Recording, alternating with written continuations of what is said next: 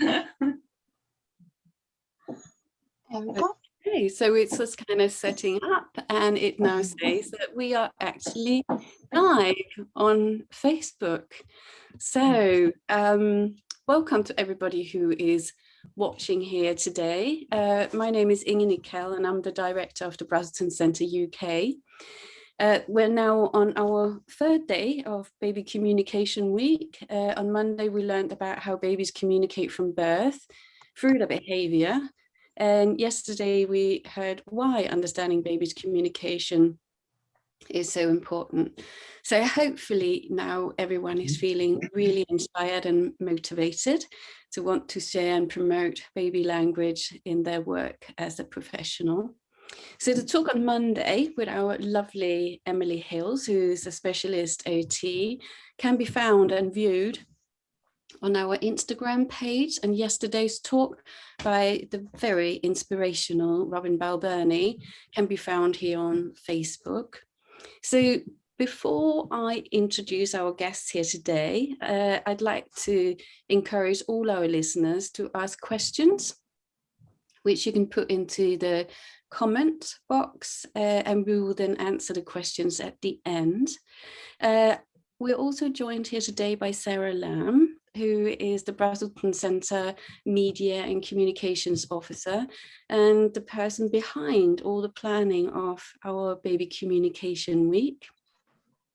And I'm also really grateful to Sujata and Pip for joining us, and we're also hoping that we've got Rita joining us, and they're going to just be sharing how to promote baby communication and how they do it in their work. So particularly using the newborn behavioural observation, the NBO. So I guess, first of all, it would be really nice if I can get everybody to introduce themselves. And I am just going to check, we have got Rita here, so I'm just going to make sure Rita can join us. And hopefully she is here. Fantastic. We've got a full house, but I'm not quite sure what we can see here. So just connecting. And anyway, hello, Rita. Hello, you are live. And welcome. Oh, the audio is just connecting. Let me know when you can hear us.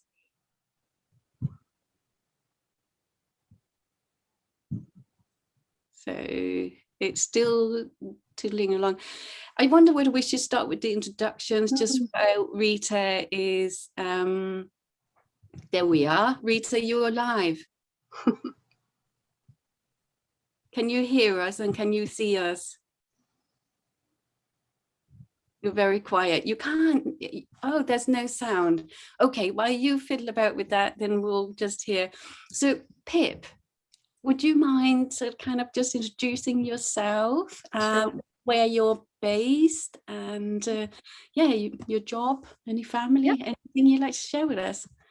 Okay, so my name is Philippa Bipham. I'm known lovingly as Pip, and I'm a health visitor based in Oldham in Greater Manchester.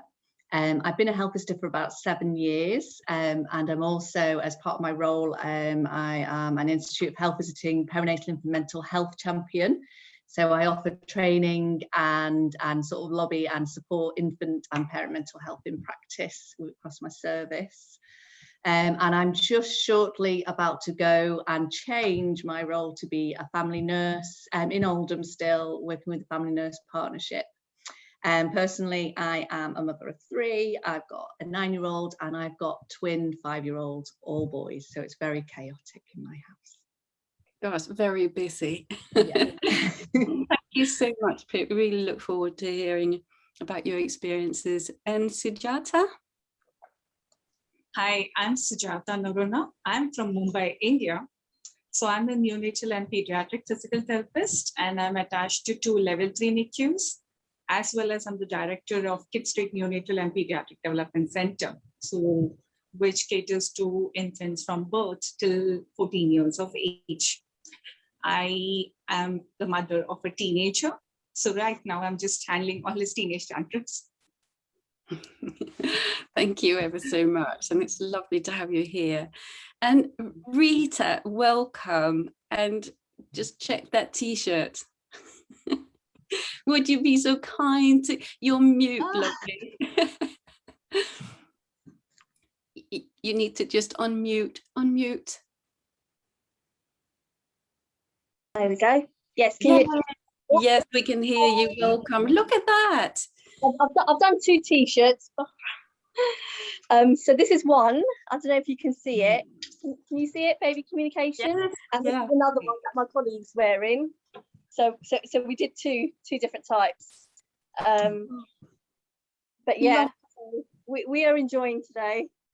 Oh, please introduce yourself, Rita. Yep, my name's Rita Mahay, and I'm a healthcare assistant at Princess Alexandra Hospital on a neonatal unit. And yeah, I'm a mother of 2. My boy is 11 and my little girl is 7, and they're also equally excited about today. So yeah, I'm just glad to be here, really. Oh, fantastic. Spreading that love. That's great. Thank you, and welcome to all of you. Sarah. And Sarah, you're mute. We're doing well today, aren't we? Even after a year of Zoom.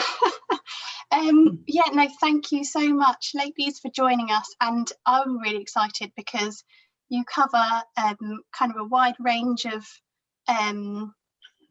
roles, but also we're kind of spreading across the world as well with Sujata from India. So that's really exciting, and also just represents how you know, we can understand babies' communication across the world, which is amazing. So anyone listening from whichever country around the world, this is absolutely applicable to you. So yes, so I thought we'd just start off. All of you ladies have come on the newborn behavioural observations training. I'm going to from now on call it EMBO just to keep it nice and short.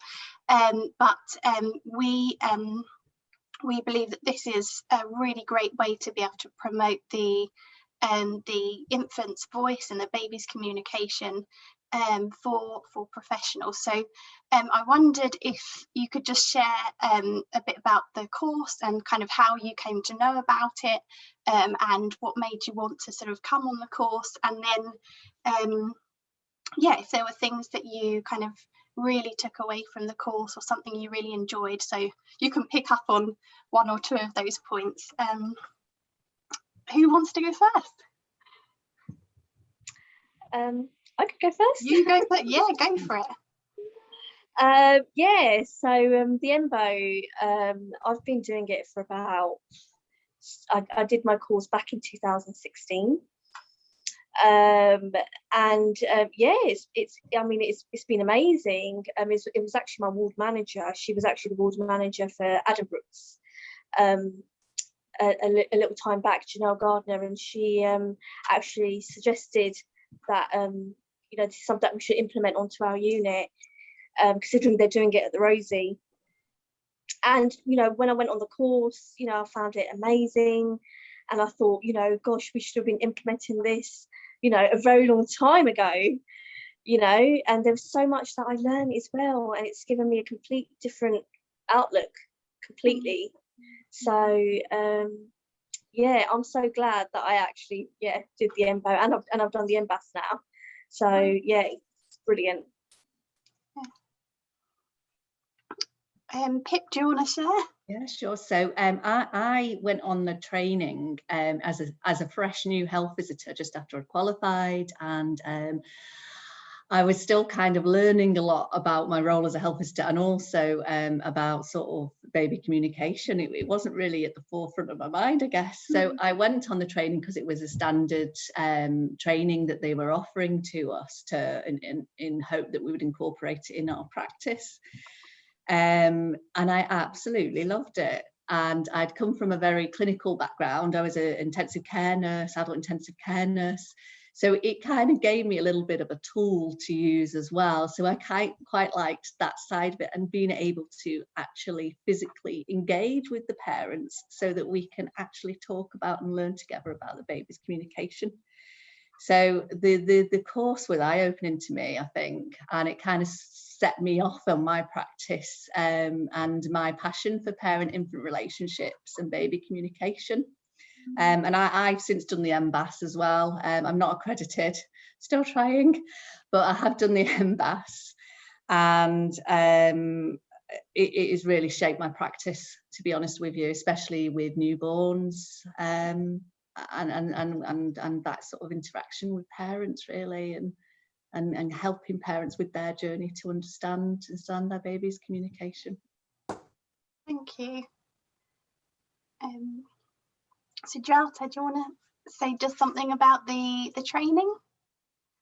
Yes, so I started off as a pediatric physical therapist first before I went into the NICU. And for me, initially, when I went into the NICU, it was more about assessment and positioning and treatments, And what got me thinking was understanding maybe there is more. What do I do more to understand the babies? And that's where the search started. And thanks to Google, I found a lot of things, and by understanding, and that's how I came across Brazilian Center. And I have mailed them back and forth. First, I mailed the US, then I asked them about anything happening in Europe, UK. And that's how I came up to know about the one in UK, and that's how I came to the course. And when I came for the course, it was so wonderful because it was such a simple thing, and the way it was explained, it was so beautiful. So the one thing that I really liked was the way it was more about understanding not just what the baby is showing, but helping the parents understand the positivity and the positive points of the child. So that really changed it a lot for me. Yeah, that is wonderful, isn't it? As you say, the beautiful thing about the EMBO is it's strength-based, so it's just drawing out everything about the baby that the baby can do, and just seeing their individuality as well, which is so fascinating. Yeah, no, thank you. And can any of you have any sort of memories from the course at all, kind of anything that you particularly enjoyed about it? I think for me, it was just the light bulb moment of it, really, and just finally thinking, yeah, babies are trying to communicate, and actually then having ways of framing it and being able to talk about it with parents. And I think, like I say, it was just a light bulb moment for me, and I've just loved it ever since. Yeah, I completely agree with you there. I've loved it ever since I've done it as well. It's amazing, and it's taught us so much. Well, it's taught me so much, and it's nice that I can then go off and sort of help parents actually and families, and like it's brilliant. Yeah, we do take questionnaires on the course, and we just so often see the practitioners that come on the course, they kind of go away with a kind of new enthusiasm for going back to work and going and using it. So yeah, that's lovely. Inga, I'll hand over to you for. Well, it leads on really nicely, thinking about how you actually use the MBO within your job role, in sort of highlighting how babies communicate. And I can see you all smiling when you talk about it, and that's just a nice thing. And it's generally the kind of what happens when we talk about MBO and we talk about babies. And even Robin last night, every time he says baby, there's a nice smile, and it's just, I guess that's why we do this. But it would be really nice to hear how you actually use the MBO within your job in promoting how the baby communicates. So do you want me to start? I can start. So yeah, so as a health visitor, We tend to use it at the 6. We offer certain contacts, and we tend to offer it either at the 10 to 14 day contact or the 6-week contact that we do. It's a really good universal tool to use with families, just to get them to think about, with the parents and anyone else is there as well, just to get them to think about how their baby is trying to communicate with them. And it gets them to think about their baby as not being passive, and that their personality is coming out. And it's also really good to affirm to them the things that they've already recognised themselves. They're already picking up on their baby communication. And I think the classic one is when they say, oh, and I always ask, is the baby smiling? Have you noticed the baby smiling? Well, yeah, it's just wind. It's like, no, it's not wind. It's not wind. And I think just for them to have that affirmation, and they're so proud and pleased. And I think it's starting for them on their journey about learning their baby's communication, and just reassuring them that it's okay. What they're seeing is true. It is real. So it's really good in a universal capacity. Sorry, excuse me, I'm just having an issue with my computer. Let me just turn that off. Sorry. That's okay. You all right? There we go. I'm back. Sorry. But also for us, we can use it in a very targeted way. So if a baby has feeding issues, it's a really good tool to use to get parents to think about what the baby might be trying to tell them about the struggles that they're having with the feeding. So that's just one example. And also parents with mental health issues. So there's a lot of focus on moms, but dads as well. It's really, really affirming for them and empowering for them to see that their baby is reaching out to them despite them feeling very low in mood. So it's really beneficial for that. And also for things like, we have to, in our practice, we support children who are babies on child protection plans or looked after children. And it can be a really good way of getting the parent or the foster carer or the other people involved in that network, the social worker, to think about the baby's communication and what they're telling us. And I'm just keeping baby in mind, really. So it's such a versatile tool for us in health visiting. And it can be used really well. For instance, I've used it with a family where there was feeding issues, and we used it early doors at the new birth visit, and then I went back a few weeks later, and the mum wanted me to do it again because she wanted to see how the baby progressed and how the baby was communicating in a different way.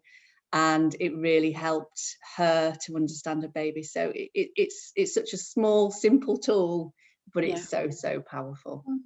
Yeah, thank you, Pip, and thank you also for kind of sharing examples. That's really great. Thank you. Rita. Yeah, I mean, working in the neonatal unit, I can, put my hand on my heart and say, actually, it has helped our unit so much. Like, we have implemented so much on here. For example, like when I first did the EMBO, the first thing I took back was we introduced bonding hearts, milestone cards, just so parents can see that progression, and just so they can see that there's light at the end of the tunnel.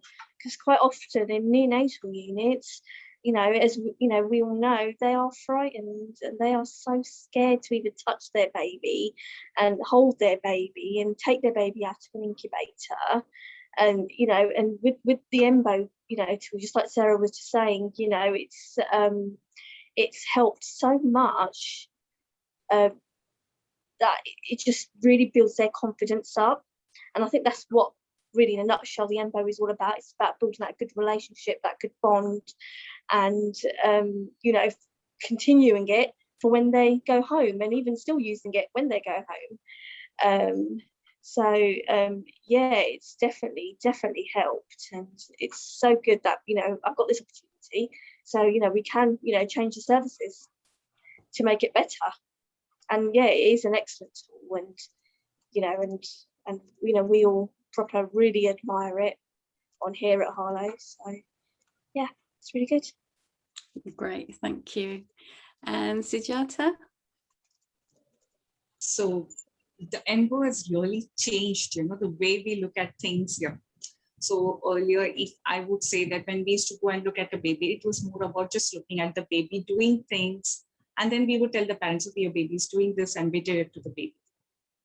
After I did my ENBO, that approach changed, because it was having the parent with you in the neonatal unit and showing, with them, teaching them what are the baby's strengths. And that was a big change for me and for the staff as well, because for the nursing staff also, because they also used to come and see, okay, what were you telling the parent? What is the baby showing? And that changed an approach in the NICU with the nursing staff as well. So they also started understanding, okay, the baby is showing us something. The baby is communicating, and that changed their approach as well. So that was one big plus point for me. And secondly, getting the parent involved with the child and also explaining to them the strengths of the child. I think it just changed the way the parents look at the child in the NICU. It's in the NICU, they're so scared with all the machines beeping, and like they said it, like Rita said, they're so scared to even touch the child. But once they come to know, okay, the baby is capable of so many other things, just holding the hand, the way the baby looks at the face, the baby smiles, and it changes the way the parent then look at the baby. That's wonderful. Thank you. Thank you for that, all three of you. Sarah, I mean, you all kind of shared some wonderful stories and experiences. I just kind of wonder if there's anything it's done for you as a practitioner that you do different with your kind of MBO hat or glasses or whatever we call it. Somebody was saying to me yesterday, it's actually just completely like magnifying everything that you see when you look at a baby. It just gives you so much more knowledge. But I don't know for you, but are you sort of, I mean, Pip, you already said it, and right from your sort of journey as a health visitor, but I'm wondering whether there's something specific within the NBO that makes you look different at babies and that early relationship. I think it's helped me to focus on the baby as well, and focus on what the baby is saying to us, and I think that's just, like I said before, it's just so powerful, and it's definitely helped me.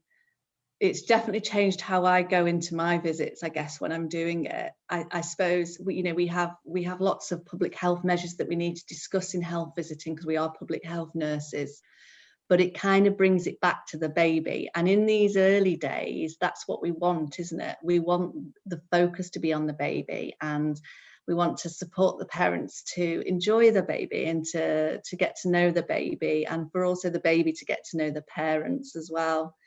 So I just think it's the original and initial building block for helping parents on their journey with their attachment, with the baby, with the attachment forming, the parents with the bonding, and helping build that really strong parent-infant relationship. And it's definitely changed my focus in my practice from that more targeted, I mean, it's still involved, obviously, I've got to be a public health nurse, but to actually thinking about what really matters is this little baby is trying to tell us something, and it just wants to communicate, and it wants to share with its parents, and I think if we can get that right now, at the start, it makes massive differences to the parents' journey as well. Yeah, you're absolutely right. Thank you. Sujata? So like there was this child in the NICU who went home with a gastrostomy tube, and the mother was so she was so paranoid, just worried about the tube and the feeding. So when she came into the OPD later, and moved with her, and at that time, she just learned, okay, there are so many other things that a baby can do. And then the one thing that she told me is, I had forgotten to enjoy my baby. And you helped me understand that. And that, I think, was a very powerful thing for me, because from the NICU, when they transition home, it's more about either feeding, sleep patterns, they come back for follow-ups. And what about the baby? How do they bond? What is the baby showing? That was really important. And that mother said, like, I had forgotten that, how to enjoy the baby. And that was such a powerful thing for me. So that was one very big thing. And I think even the way NGOs helped me changes, respect the baby's boundaries, and each baby, not just like from 37 weeks to, they have, even the non-verbal kids, they have their own behavior cues, which they use as communication. So try to understand that and follow that. That has helped me in my practice, like even a lot more, I guess. That's great. Thank you for sharing that. And Rita? Yeah, I think the way it's helped me, it's given me such a different outlook just by talking to parents about what your baby likes and dislikes. I think that just in itself is such quite a big thing to actually show the parents what your baby likes and dislikes, especially when they feel actually it's not my baby because my baby's not well, my baby's in NICU. So to build that, like I said before, about building that good bond and that good relationship, it's given me such a brilliant outlook, whereas I would never have thought about these little things before I did the course. But now that I've done it, yeah, it's given me a completely different outlook. And just supporting the parents, I think, and like even just sometimes when I first introduced myself, just the way I communicate now is just a completely different. It's just they just seem to, it's just so much more relaxed now, and just the knowledge it's given me as well, which is really good. That's lovely. So if there's any professionals out here listening, any messages to them about why they should go and get the MBO training? Especially, I mean, you can especially talk to professionals who do what you do, so other health visitors or people working in the neonatal unit. Well, I'd just say if you're already trained in it, just give it a go. If you're not feeling confident about doing it, or you're not sure, go out with another health visitor who feels confident at doing it and watch them and observe them. And I think if you just start doing it, you will really appreciate how it evolves your own practice and how it builds your understanding of the baby and how valuable it is for the parents, and how it makes a difference to the parents and the baby, because the baby is actually being understood and appreciated and respected, like Sujata said, respected for who they are as little individuals, little individuals of their own right. And I just say anyone who's looking at it as a service provision to do it, it's really valuable. And to all those commissioners out there, it's a really, really good tool, and it's something you should definitely be considering in implementing within the health visiting service. Thanks. Hello, Rita or Sujata, you've got anything to add?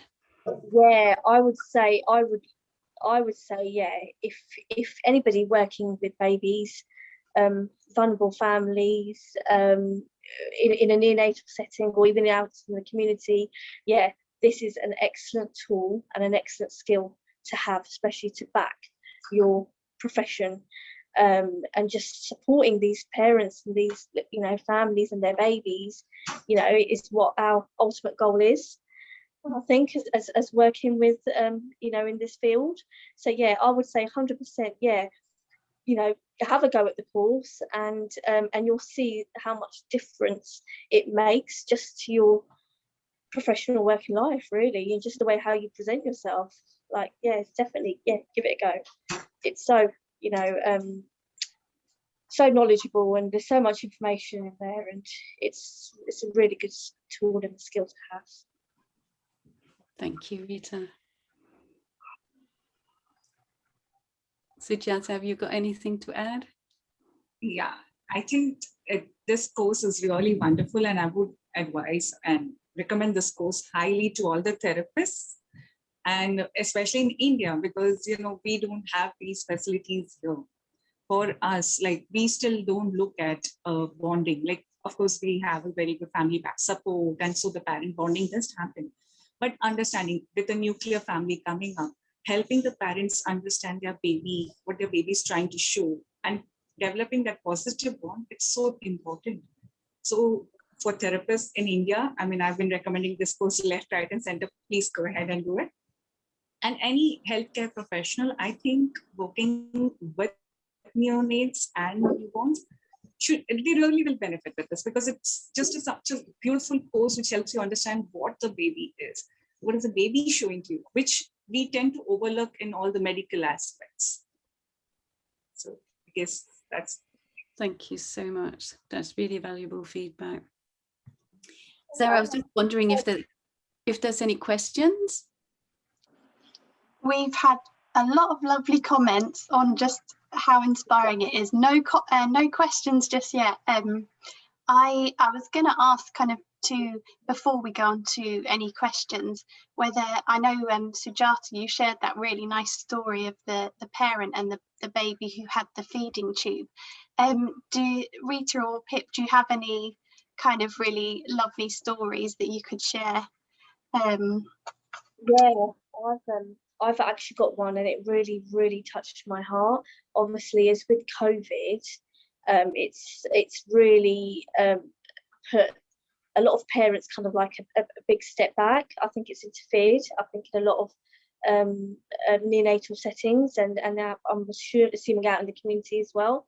And I had one premature baby, 35 weeks, and poor parents weren't allowed to come in together, and it really, really touched my heart. And when I did an embo with this family and their baby, I had parents come in together just so I could do it with them together. And the first thing they did was took their masks off, and they cried. And they were like, we've not been together as a family. This is the first time. My baby's like 32 days old. And and that really touched my heart. And it just made me feel, and it just made me think actually what is happening to these parents, how are they feeling, and that poor little baby, whereas normally we'd have both parents in together, and they'd be supporting each other, and they'll be helping their baby and following their cues. So that was a really little story that really touched my heart. That is lovely. Such a nice way for them to start their little family life. So yeah, absolutely. So I could share a story of a family that I'm working with who was involved in the sort of child protection arena, but they also have really significant mental health needs. And Dad in particular was very unconfident with the baby. He was very nervous, and Mum was a little bit more confident. And a lot of the focus was on the child protection side, and they were both quite stressed, and using the embo, and then we used an MBAS as well a bit later on, just really helped them to focus on their baby and just enjoy their baby and see their baby for who she was. And it distracted them away from everything else that was going on, and it helped them to feel and affirm to them that they were doing a great job with their baby, and they were giving their baby that emotional support, and were recognizing what their baby needed really, really well. And it definitely really helped with Dad as well, because he was so unconfident. And when I go back in subsequent visits, he was really sort of telling me about baby's communication and what he was picking up on.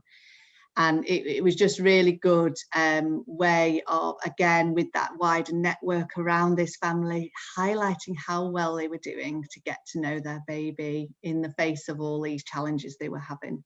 So and it was just great. Thank you. Right, we did just have our first question pop through. I'm just trying to make sense of what this lady is asking. So she just says, has the MBO given parents tools during the pandemic that they would normally have seen modelled by other family members and friends? So I could add to that. I guess we've obviously not been able to visit during the pandemic. So we've not been able to utilise it as much. We've not been using it as much, unfortunately. But once we started to be able to visit again, we had to kind of do it in a little bit of a different way, because we couldn't have that one-on-one contact necessarily with the baby that we do have sometimes when we're doing the EMBO. So it was more about guiding and discussing it with parents, and getting them to do some of the items really that within the EMBO. But that's the thing with an EMBO. It's not, I mean, it is about doing the EMBO, but it's also about the discussion it generates as well. And that can be really valuable as well. But now we're starting to, we're doing them again now. So we're so pleased. Those of us that do them are so pleased, because it's so I don't know is the answer, I suppose, to that question. But, we did have to adapt. Yeah, definitely. And I guess it would depend on the family or their friends, whether they the understanding they have about babies. But often bringing in other members of the family to an EMBO is really special as well, isn't it? Obviously, of course, it's so important for dads to see, but even there might be a grandparent watching over or something. So yeah, we do with grandparents there all the time, and dads, especially dads. We really want dads to be there, because dads love it, because it's an actual thing that they can see. And sometimes men like that, don't they? They like to be able to see. They like to be able to see that the baby's moving the head, that the baby's really strong, that the baby's making eye contact. So it's a very valuable tool with everyone, but definitely with dads. Yeah, definitely. Since we haven't got any other questions, I thought I'd just add sort of one more from myself as well. Obviously, we've talked lots about the EMBO, but in terms of kind of other ways to promote baby communication in as a professional, just if you had any ideas about that or things you do. Rita, I love all that you're doing in Harlow with kind of you said about having kind of baby milestone cards and things that the baby likes and doesn't like, that kind of thing. So kind of like information and resources for parents. Yeah, we've I'm quite happy actually. We've managed to implement quite a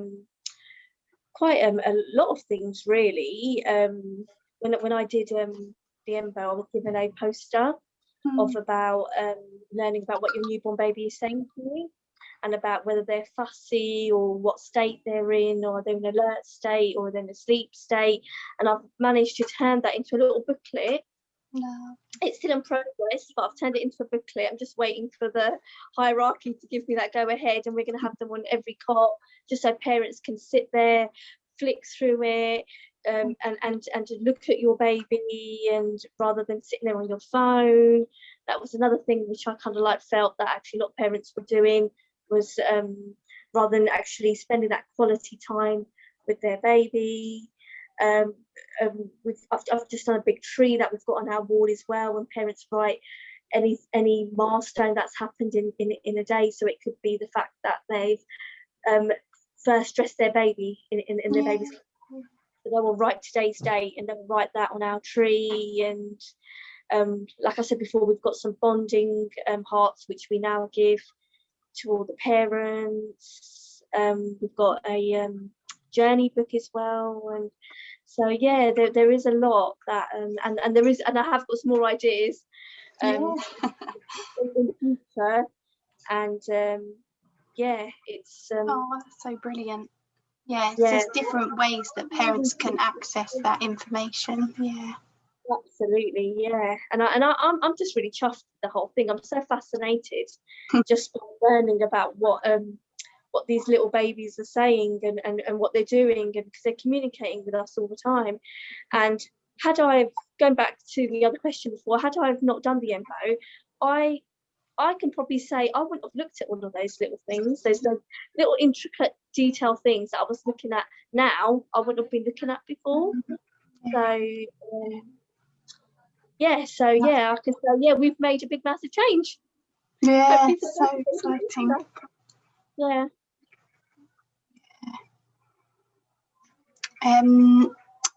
Another thing I had thought was how it would be really nice to have kind of information in like discharge packs, you know, when parents get information and they go home with it, either kind of from maternity services or from health visiting or the neonatal unit, all kinds of things. So we're hoping to kind of create a few more resources kind of in the coming months. So we're launching or relaunching our poster today. We've got a new edition one, so the one all about baby communication. We've got some lovely new beautiful illustrations on it, that's available to order, and we'd love that to be up in all the different units around the place, and we're also hoping to do some other resources as well, so that's exciting. I'll definitely be investing in that. Thanks, Rita.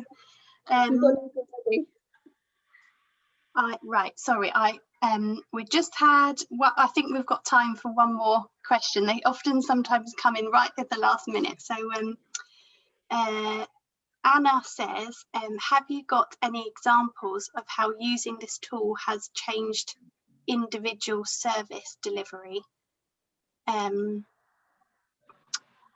Pip, did you want to say something about that? I know it's so there has been a focus, especially because of like 1001 critical days, and a focus on sort of promoting parent-infant relationship, and the MBO is seen as a really good tool to do that in the early days. Some services, because we're all led by different trusts and we're under local authority now as well. Some services have it is commissioned as a tool that is expected to be used by practitioners, and some trusts, some services, should I say, don't have that. So it's a bit of a mixed bag, really. And ideally, what would be a gold standard is that every health visitor is trained and every service invests in it, and it is offered, you know, as a tool, really, as a way of supporting parents and babies with their communication, learning about each other. But it's not. So I guess it's about individual services promoting that, really, and seeking good practice and getting that evidence based up to why it's so fundamental to our practice, really, and actually very powerful and insightful for the parents too, as well as the baby. Yeah, oh definitely. I think sorry, I've forgotten what I was going to say, but we're on Friday we will be actually sort of talking more about this and embedding baby communication across services, so there'll be kind of lots more to hear then. But yeah, I guess the more that we talk about it and share the importance, hopefully it will start to become kind of part of care pathways and that kind of thing, so we can reach as many parents as possible. Absolutely. Yeah. Oh, well, thank you so much. I think we'll start to wrap up, but thank you so much to all of you for joining us and sharing about the way that you promote babies' communication. Is so inspiring to hear, and I think I'm always just struck by how no matter what role you do with babies, you have this, you know, amazing opportunity to kind of share with parents the baby's amazing abilities. So you know, yeah, it really doesn't matter what job you do. I know we get lots of people who kind of do baby classes that are starting to get really interested, and it's perfect for that as well. So and again, anywhere across the world as well. So yeah, really exciting. If you want to kind of learn a bit more about the MBO, we do have a page on our website, which is brazelton.co.uk, so you can see about it there. And we always have courses available that people can book onto. And if you ever have any questions as well, just we'd love to answer those. So yeah, just get in touch with us. I think the last thing to say is just we've got another event tomorrow. So that's going to be at 11 o'clock, and that's over on our Instagram page. And obviously we've heard today just the impact that this has on parents and how it's so helpful for parents. So we thought we'd actually talk to a parent. So we've got the lovely Faith tomorrow is going to chat about her experience of being shown her baby's communication, and she has a really fascinating story, so do join us for that. Inga, is there anything else I've missed? No, you haven't missed anything. I just want to say thank you again for joining us and sharing all, you know, what you're doing and how you're using it and the impact it has both on you and the families that you work with. So thank you so much for joining us. Yeah. Right. Okay. Did you want, oh, you did say about tomorrow, so that's great. Ignore what I'm saying. Yeah, well, thank you everyone for joining us, and yeah, have a lovely rest of the day. Thank you. Bye. Thank you.